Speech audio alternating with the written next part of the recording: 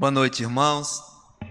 É uma alegria novamente poder vê-los aqui na casa do Senhor para juntos ouvir a sua palavra depois de um dia de trabalho e iniciando a noite, terminando com a palavra de Deus. A nossa sincera oração é que ela venha a edificar as nossas vidas e salvar. Também aos amados que nos acompanham pela transmissão da internet. Vamos abrir as nossas Bíblias na carta aos Colossenses, que nós estamos estudando nessas terças-feiras. São as cartas da prisão. Paulo escreveu cartas quando estava preso em Roma, e essa é uma das cartas da prisão. Colossenses, nós estamos ainda no primeiro capítulo, então vamos ler do verso 9 até o verso 11, Colossenses 1, de 9 a 11. Então assim diz a palavra do Senhor.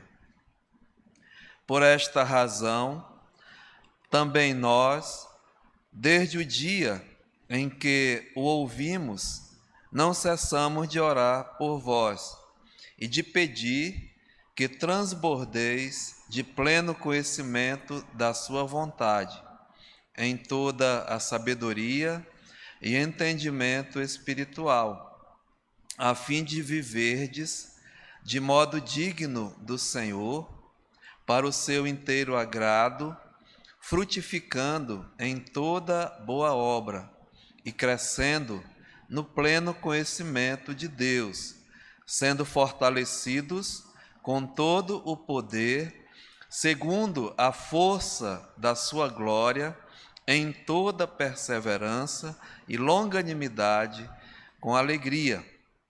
Que Deus abençoe a sua palavra e aplique aos nossos corações. Pai, muito obrigado, porque é um privilégio novamente estarmos na tua casa nesse dia separado para o estudo da tua palavra. Nós precisamos não só do alimento natural, material, mas principalmente do alimento espiritual. Tua palavra diz que não só de pão viverá o homem, mas de toda palavra que procede da boca do Senhor. Precisamos, Pai, do alimento espiritual para as nossas almas. E assim pedimos que o autor dessa palavra, que é o Espírito Santo da verdade, ele venha mesmo ser o nosso professor nessa noite. Nós estamos aqui dependendo totalmente dele. Sabemos que a tua palavra ela é especial, maravilhosa, e nós não temos capacidade, humanamente falando, de até transmiti-la, mas o Senhor é que capacita através do teu Santo Espírito. Então te pedimos, humildemente, que o Senhor fale aos nossos corações. Cada um que chegou aqui, conforme a sua necessidade espiritual, e os amados que estão também nos acompanhando, para a edificação da tua igreja e também para a salvação. Fica conosco, Pai, aceita a nossa gratidão, glorifica o teu nome. É isso que eu te peço desde já, agradecidos, no nome de Jesus. Amém. Amados, podemos assentar. Muito bem. Nós estamos aqui meditando nessa oração tão preciosa que o apóstolo Paulo ele pede a Deus. Ele iniciando essa carta, ele está preso ali em Roma e escreve aos Colossenses, essa igreja ali em Colossos. Então, ele aqui no início, ele faz essa oração.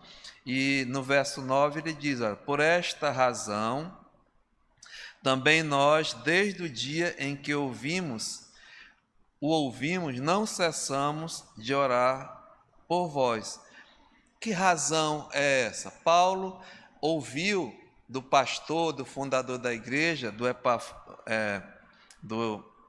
Epáfras, a respeito dessa igreja. Então ele disse, olha, o Epáfras chegou lá, a igreja de Colossos, eles têm crescido desenvolvido, frutificado, desde que eles ouviram a palavra da verdade, não só ouviram, mas entenderam e receberam o evangelho da salvação. Esse homem chegou pregando, né, a condição do homem diante de Deus, para aquela igreja, o evangelho, as boas novas, que o homem é pecador, perdido em ofensas, em delitos e pecados, e Deus enviou o seu Filho, né? Deus amou ao pecador e enviou o seu Filho para buscar e salvar o perdido. E Jesus Cristo fez a obra da salvação, a obra da redenção, a obra que dá o perdão para o pecador. Então foi pregado ali naquela cidade e muitos ouviram, receberam e entenderam o evangelho. Então, assim, eles cresceram, estavam crescendo em graça, em conhecimento, como diz aqui, olha, no versículo 4, desde que ouvimos da vossa fé em Cristo. Então, aumentando a fé em Cristo, do amor que tendes para com todos os santos, e por causa da esperança que vos está preservada nos céus, da qual antes ouvistes pela palavra da verdade do evangelho que chegou até vós. Então, eles entenderam, né? Estavam crescendo, desenvolvendo. Então, Paulo estava dando graças a Deus por isso, e agora Paulo está pedindo a Deus outra coisa, né? E é isso que nós estamos vendo. Então, por esta razão, verso 9, também nós, desde que ouvimos, não cessamos de orar por vós e de pedir. Então, veja, né? O apóstolo Paulo, nós acabamos de orar pedindo a Deus por alguns assuntos, e aqui Paulo está pedindo a Deus pela vida desses irmãos ali. E qual é o pedido? Então ele diz aqui, olha, que transbordeis do pleno conhecimento da sua vontade em toda a sabedoria e entendimento espiritual. Paulo quer muito mais, né? Que eles aumentem em quê? Que eles transbordem. O verbo aqui transbordar, né? É extravasar, é derramar, é encher a ponto de, né, derramar mesmo, transbordar, extravasar. Então Paulo quer que eles aumentem mais ainda, né? Em que? No pleno conhecimento da vontade de Deus, em toda a sabedoria e entendimento espiritual, ou seja, transbordem de completo, né, a plenitude da vontade de Deus. E aí nós tratamos disso, como é que eu vou saber qual é a vontade de Deus para a minha vida pessoal, né? A minha vida particular. Porque Deus fala a todos nós, Deus declara mesmo qual é a sua vontade para cada um de nós, através da sua palavra. Então Deus fala a cada um de nós. Então, Paulo diz, olha, que vocês transbordem de pleno conhecimento da vontade de Deus. Aí nós vimos 3 atitudes que nós podemos ter em relação à vontade de Deus para as nossas vidas, né? A primeira é aquela a atitude do desinteressado. A pessoa não tem interesse em saber qual é a vontade de Deus para a sua vida. Não tem interesse, ele é o desinteressado. Deus fala, mas ele não tem interesse de saber. Por quê? Ele não tem interesse de saber a vontade de Deus, porque ele tem a sua própria vontade. Ele quer viver segundo a sua vontade, né? E não tem interesse, porque Deus fala. Deus mesmo dá a sua vontade para cada um de nós. E quando Deus fala e Ele vai falar, vai haver uma mudança, tem que haver, né, no meu comportamento, no meu procedimento. Vai mexer com a minha vida, mas está muito bom como está, né? Eu estou acomodado, fazendo as minhas coisas, então eu não tenho interesse em saber qual é a vontade de Deus. Muitos têm medo de saber qual é a vontade de Deus, porque vai tirá-los da zona de conforto, né? Mas o nosso pastor fundador, ele diz, olha, cuidado, não tenha medo da vontade de Deus. Sabe por quê, amados? Porque a vontade de Deus para ti e para mim é o melhor. Há uma definição, a vontade de Deus, ela é boa, ela é agradável e ela é perfeita. Romanos capítulo 12, versículo 2, né? A boa vontade de Deus, ela é boa, agradável e perfeita para cada um de nós. Então, ele dizia assim, o melhor local que uma pessoa possa estar, um filho de Deus possa estar, não é fazendo a sua vontade, mas fazendo a vontade de Deus, estando no centro da vontade de Deus.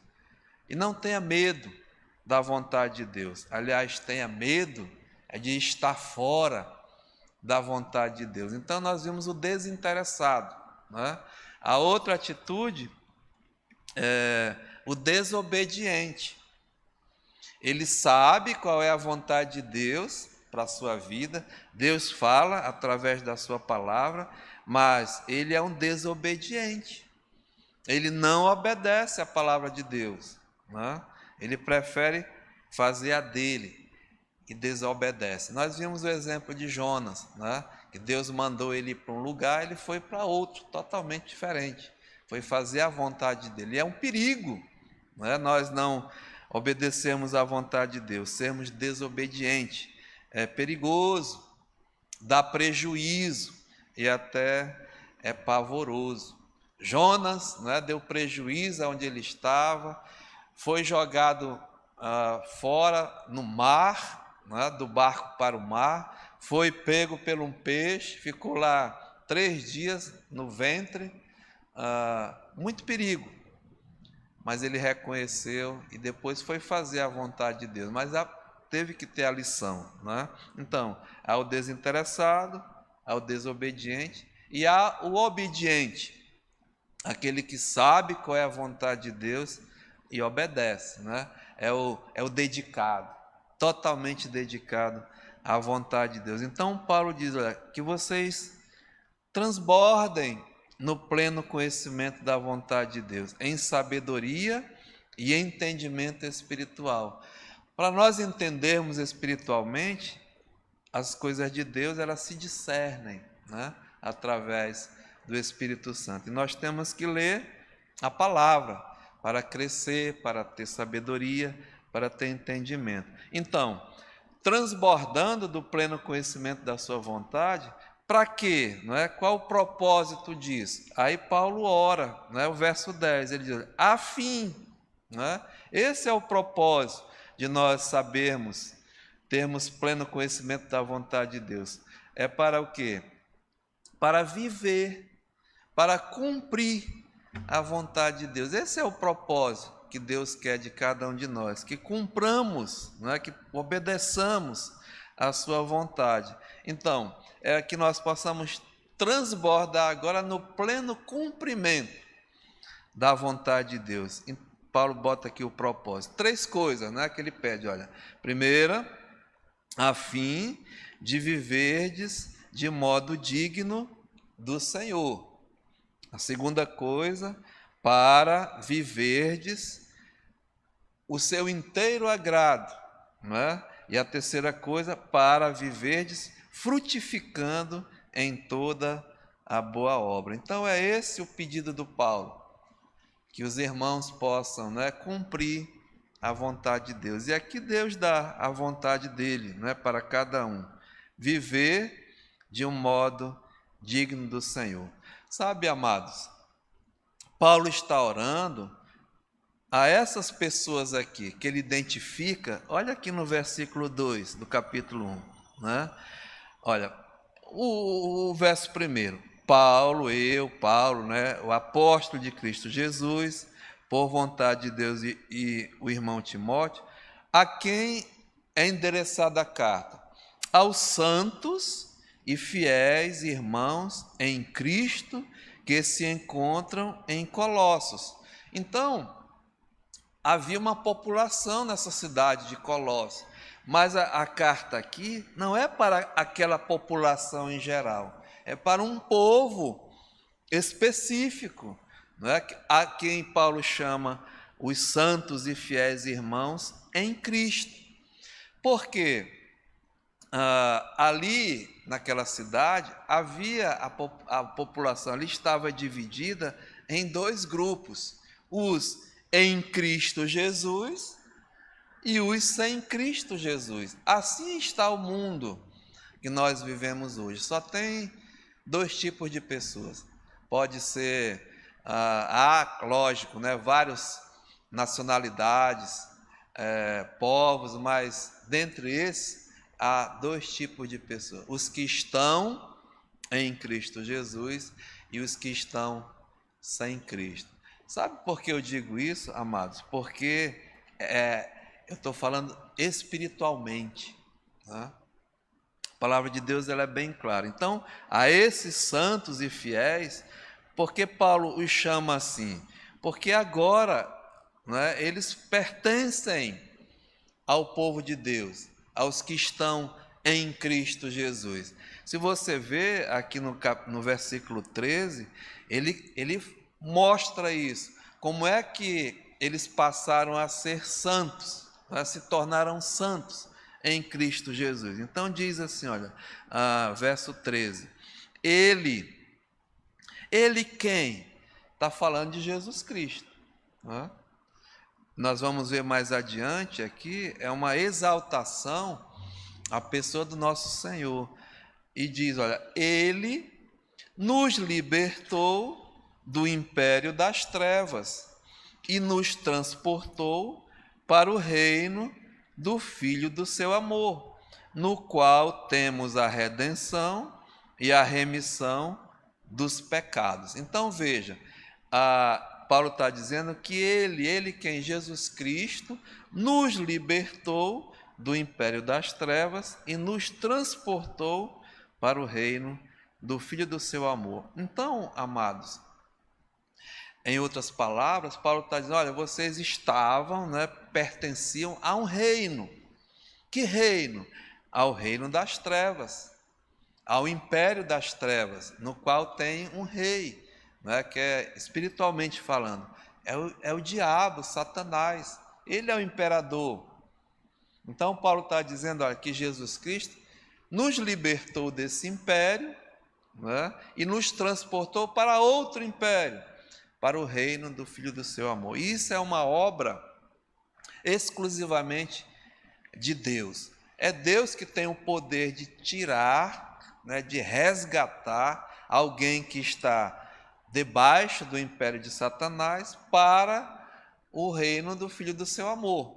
É uma obra de Deus, né? E quem faz isso é Jesus Cristo. Por isso que diz, olha, no verso 14, no qual, ou seja, nele, temos a redenção. Redenção é comprar, né? É resgatar, é pagar um preço. E como é que Jesus Cristo, ele pagou o preço da minha, da sua, da nossa redenção? Pagando um alto preço. O Deus exige o preço a ser pago, né? O salário do pecado é a morte. Jesus Cristo morreu pagando o preço no meu lugar e no seu lugar. Por isso que ele nos resgata, né? Nos redime e dá mais o quê?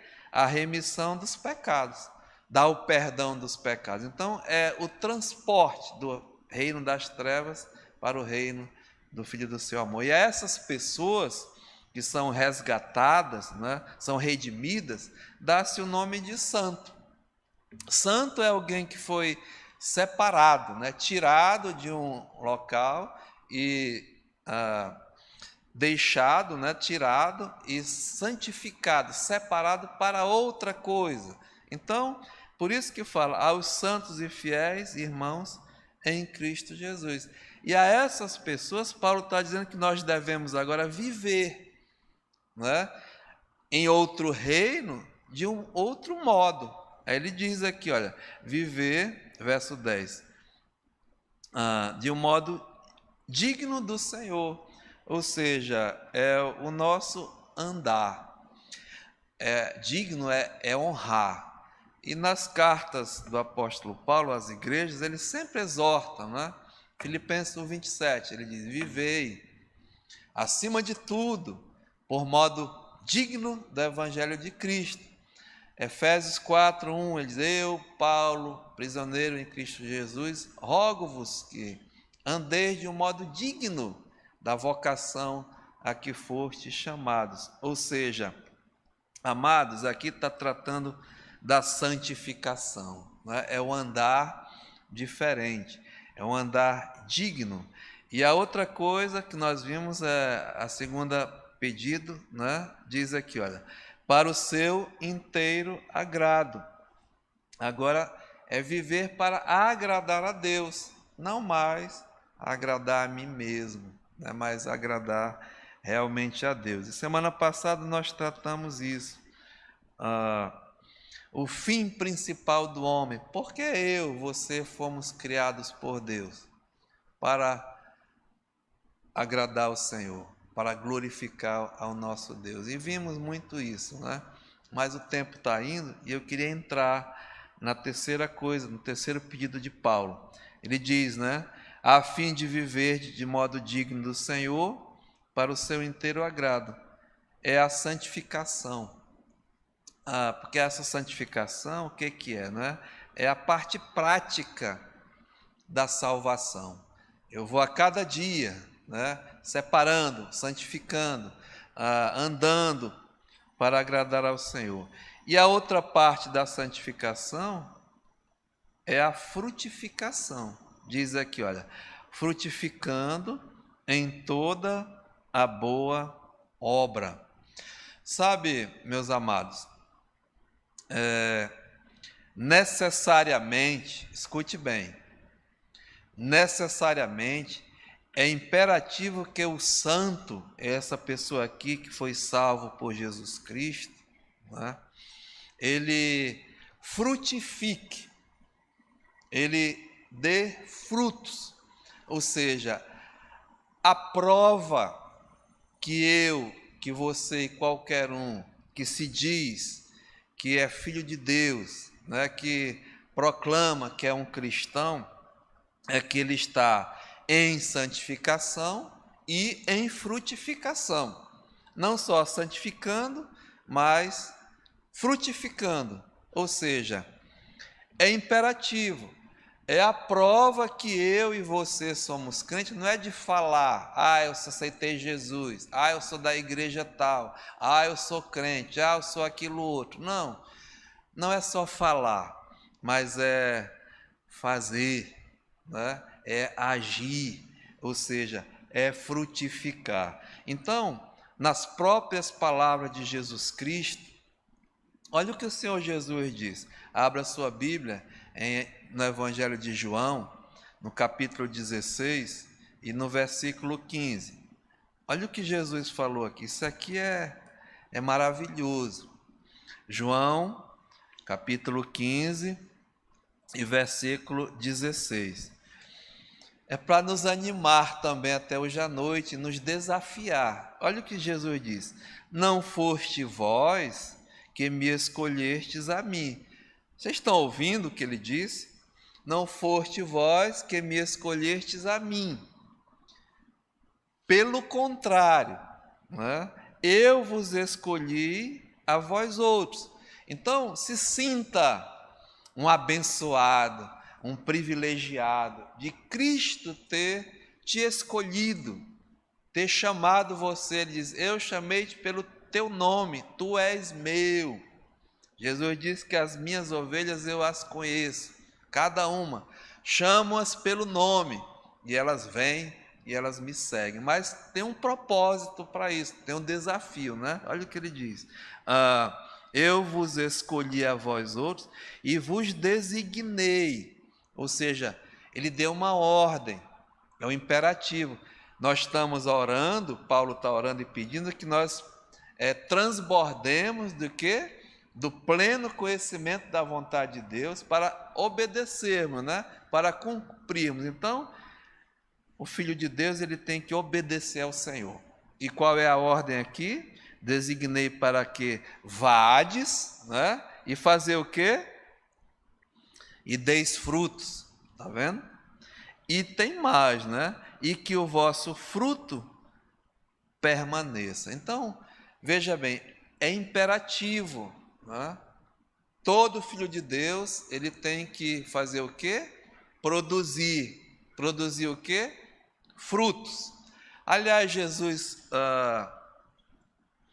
ele falava muito por parábolas. Ele queria dar uma lição, ele usava uma parábola que simplesmente era uma história, era uma ilustração. Ele queria chamar a atenção de alguma coisa, então ele contava uma parábola. E ele fala de uma parábola, né? Abra sua Bíblia novamente agora em Marcos, no capítulo 4, que tem a ver com essa frutificação, né? Marcos capítulo 4, no Evangelho, diz assim, verso 1, olha: voltou Jesus a ensinar à beira do mar, e reuniu-se numerosa multidão a ele, de modo que entrou num barco, onde se assentou, afastando-se da praia. E todo o povo estava à beira-mar, na praia. E assim lhes ensinava muitas coisas por parábolas, no decorrer do seu doutrinamento, do seu ministério, né? Ou seja, ele ilustrava aquilo que ele queria dizer, contando uma parábola. E aqui ele diz, olha: eis que o semeador saiu para semear. Ao semear, uma parte caiu à beira do caminho, e vieram as aves e a comeram. Outra caiu em solo rochoso, onde a terra era pouca, e logo nasceu, visto não ser profunda a terra. Saindo, porém, o sol, a queimou, e porque não tinha raiz, secou-se. Outra parte caiu entre os espinhos, e os espinhos cresceram e a sufocaram, e não deu fruto. E outras, enfim, caíram em boa terra, e deram fruto, que vingou e cresceu, produzindo a 30, a 60 e a 100 por um. E acrescentou: quem tem ouvidos para ouvir, ouça. Aí, né, muitos não entenderam essa parábola. E mais adiante, né, diz aqui, olha, no versículo 12, o 11: e lhes respondeu: a vós outros vos é dado o mistério do reino de Deus, mas aos de fora tudo se ensina por meio de parábolas, para que vendo vejam e não percebam, e ouvindo ouçam e não entendam, para que não venham a converter-se e que haja perdão para eles. É interessante isso aqui, irmãos, porque Jesus Cristo, ele veio primeiro para o judeu, né? Ele falava para o judeu. Então, ele contava muitas parábolas, até como ele diz aqui, muitos não entendiam. Mas, como ele é bondoso, veja o verso 13. Então lhes perguntou: não entendeis esta parábola? Né? Ele não deixou sem resposta. E como compreendeis todas as parábolas? Aí ele vai explicar o significado que ele queria dizer. Olha só, o semeador é o que semeia a palavra. Então, o semeador aqui era ele, né, no caso, é o pregador da palavra de Deus. Agora ele vai falar espiritualmente o que ele estava querendo dizer, né? O semeador é aquele que prega a palavra de Deus. Olha, e são estes os da beira do caminho, onde a palavra é semeada. Aquele solo que o semeador, como ele diz, caiu, né? E logo vieram as aves e comeram a semente. Ele vai explicar, olha: são estes da beira do caminho, onde a palavra é semeada, e enquanto a ouvem a palavra, logo vem Satanás e tira a palavra semeada neles. Então, quando alguém está pregando, está semeando, vem uma ave, né, do céu e rouba a semente. E aqui Jesus está dizendo que é Satanás. É ele que vem roubar a semente. E muitos ouvem, não é? Mas não entendem porque o diabo vem e rouba a semente. Aí ele fala, semelhantemente, são estes os semeados em solo rochoso, os quais, ouvindo a palavra, logo a recebem com alegria. Tem aqueles que, quando estão ouvindo a palavra, recebem, né? Até numa emoção, aceitam, né? E logo diz aqui o Senhor Jesus, recebem com alegria.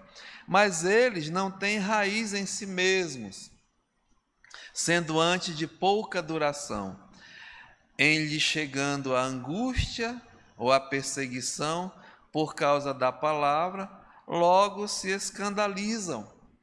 Em outra versão está se desviam, né? Então aqueles que às vezes recebem com alegria, com a emoção, aí pouco tempo começa a vir os problemas, as angústias, as dificuldades, e logo se escandalizam, se desviam, né?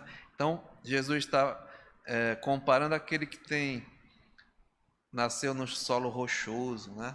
Onde é pouca terra e vem o sol, bate, né? E não vinga. Uma terceira a explicação de outro tipo do solo, ele diz aqui, no verso 17, 18. Outros, os semeados entre os espinhos, são os que ouvem a palavra, mas os cuidados do mundo, as fascinações da riqueza e as demais ambições, concorrendo, sufocam a palavra, ficando ela infrutífera. Tem aqueles que recebem, né? Mas os cuidados, as coisas do mundo, está dizendo aqui, as fascinações, as riquezas, os trabalhos, as coisas que ocupam, concorrendo juntamente com a palavra de Deus, diz aqui, sufocam, né? E essa pessoa fica infrutífera, não serve. Mas aí vem o quarto tipo de solo, ele diz, olha, e os que foram, verso 20, semeados em boa terra, são aqueles que ouvem a palavra e a recebem. E aí ele diz, olha, frutificando a 30, a 60 e a 100 por um. Então, desses quatro tipos de solo, né, só 25%, ou seja, é que vai frutificar, é que vai dar fruto, que são os verdadeiros. Então, veja que Jesus está dizendo, vós, não foste vós que me escolhestes a mim, antes eu vos escolhi a vós outros, e designei que vades e deis fruto, né? E o vosso fruto permaneça. Então, o verdadeiro Filho de Deus, ele vai frutificar, vai produzir. Agora, não é a mesma quantidade, né? Todos nós não vamos frutificar na mesma quantidade, mas devemos frutificar. Uns vai ser a 30, outros vai ser a 60 e outros a 100, e assim por diante.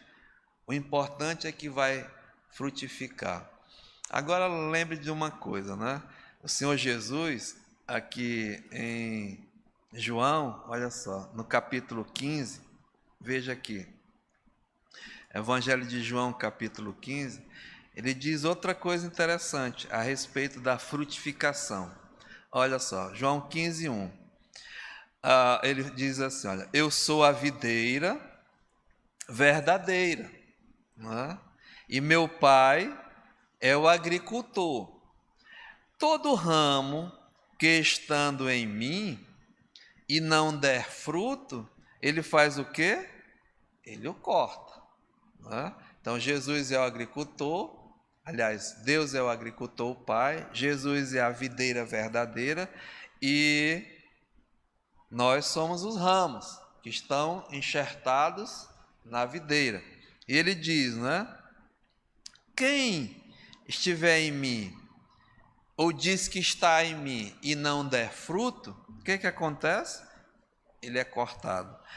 E todo o que dá fruto, né, ele diz que ele limpa, santifica, para quê? Para que produza mais fruto ainda. No versículo 6 ele diz, olha, Se alguém não permanecer em mim, será lançado fora, à semelhança do ramo, e secará. E o apanham, lançam no fogo e o queima.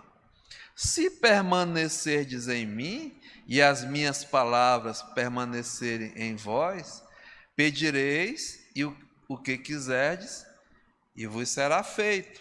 Porque ele está na videira, né? Faz parte, né, dessa vida. Nisto, veja, é glorificado quem?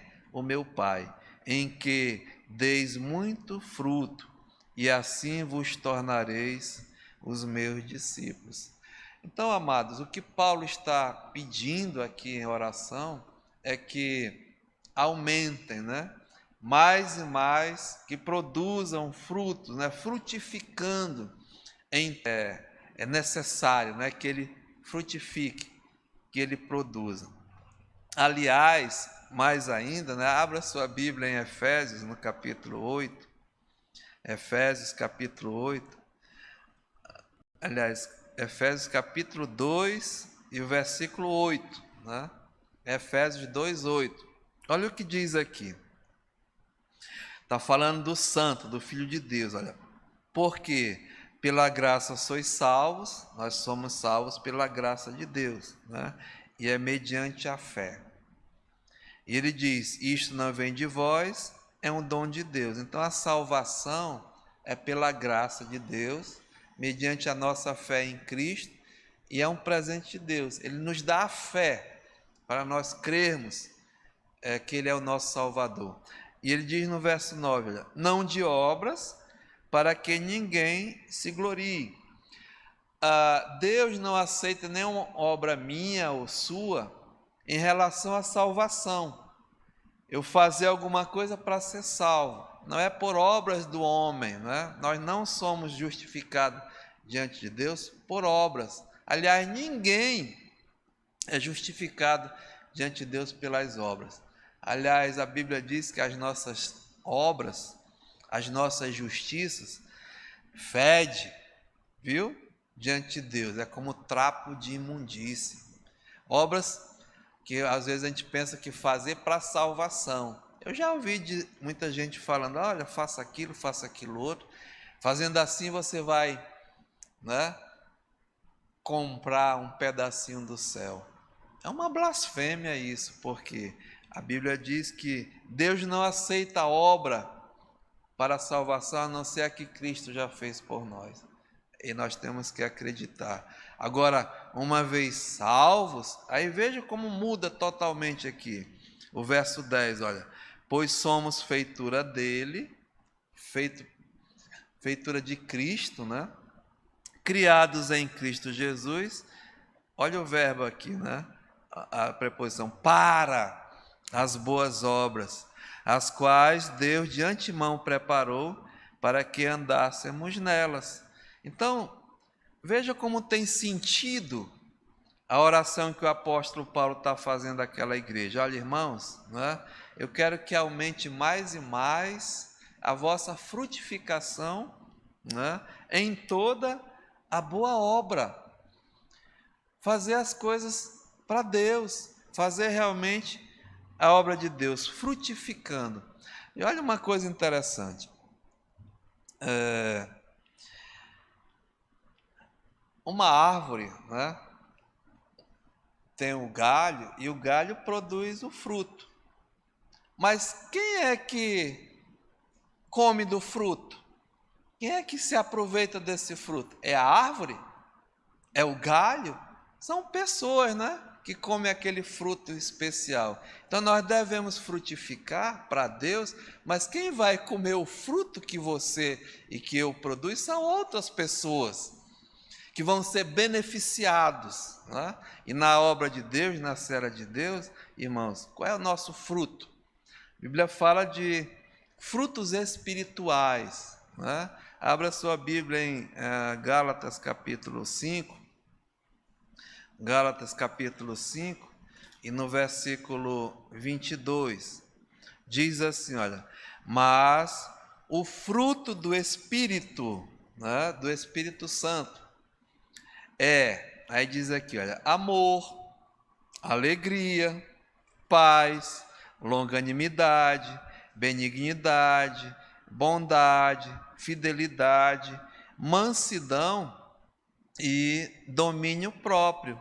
São fruto do Espírito Santo que nós devemos o quê? Viver, né? Praticar, frutificar. Quem vai ser beneficiado com isso? Outras pessoas, né? Olha o que diz aqui, é interessante isso, né? Maravilhoso. Filipenses capítulo 1.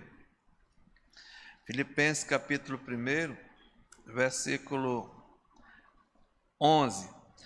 Paulo está orando a essa igreja também e dizendo aqui, olha, cheios de fruto de justiça, o qual é mediante Jesus Cristo para a glória e o louvor de Deus. Frutos de justiça, né? São frutos aqui espirituais que nós devemos sim produzir. Veja mais aqui, Tito, capítulo 3. Tito, capítulo 3, e no versículo 1. Tito, capítulo 3,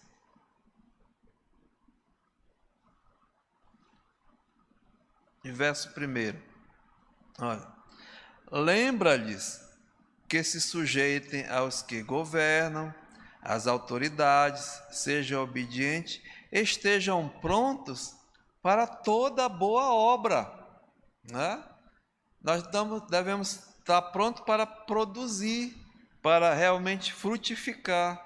No versículo 14 agora desse mesmo Tito, diz assim, olha, agora, quanto aos nossos, que aprendam também a distinguir nas boas obras, a favor dos necessitados, para não se tornarem infrutíferos. Está vendo? É esse princípio, né, de frutificar, de produzir frutos de justiça, frutos espirituais e até também, lógico, né, frutos materiais. Hebreus, capítulo 13.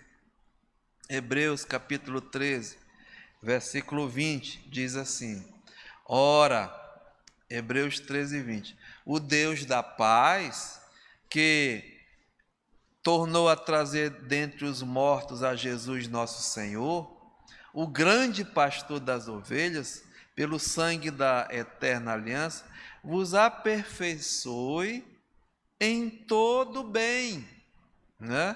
Para cumprirdes a sua vontade, operando em vós o que é agradável diante dele, por Jesus Cristo, a quem seja a glória para todo sempre.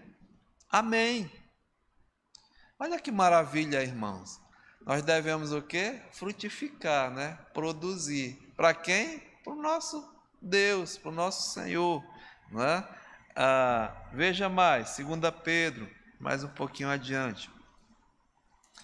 2 Pedro, versículo 8, diz aqui, olha, porque, 2 Pedro 1,8, porque estas coisas existindo em vós, eu não vou entrar nisso, mas são coisas espirituais que Pedro vai tratando, como Paulo, ele diz aqui, e em vós aumentando, né, que é a vontade de Deus, o conhecimento das coisas de Deus, fazem com que não sejais nem inativos, nem infrutuosos no pleno conhecimento do nosso Senhor Jesus Cristo.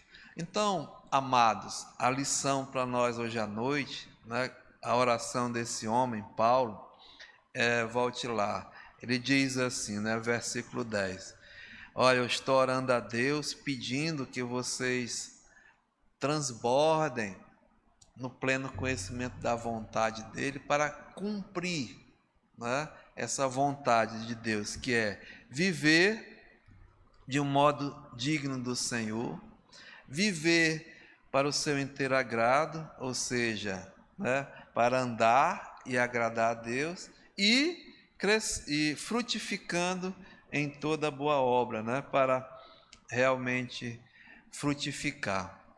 Sabe, amados, é só Deus que pode fazer isso na minha vida e nas nossas vidas. Transformar um homem, uma mulher, miseráveis pecadores que outrora estávamos buscando a nossa própria vontade, fazendo a vontade da carne, dos pensamentos, dos nossos desejos, e transportar de um reino para o outro reino, e nos dá uma nova vida, nos dá mesmo uma nova direção, nos dá uma nova comissão, como nós devemos agora andar.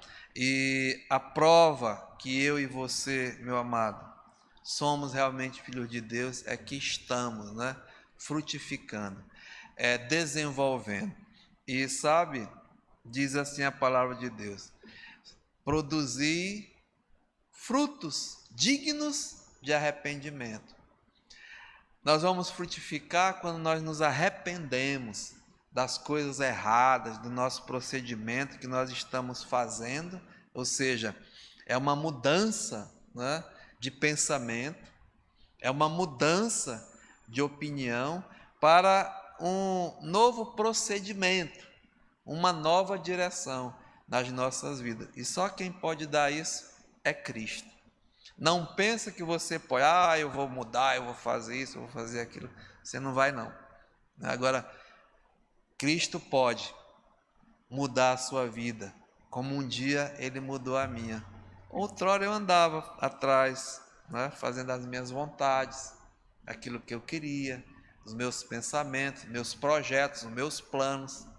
Mas aí Ele me tirou do reino das trevas, do império das trevas, e me transportou para o reino do Filho do seu amor. E eu oro também que Deus me ajude, viu?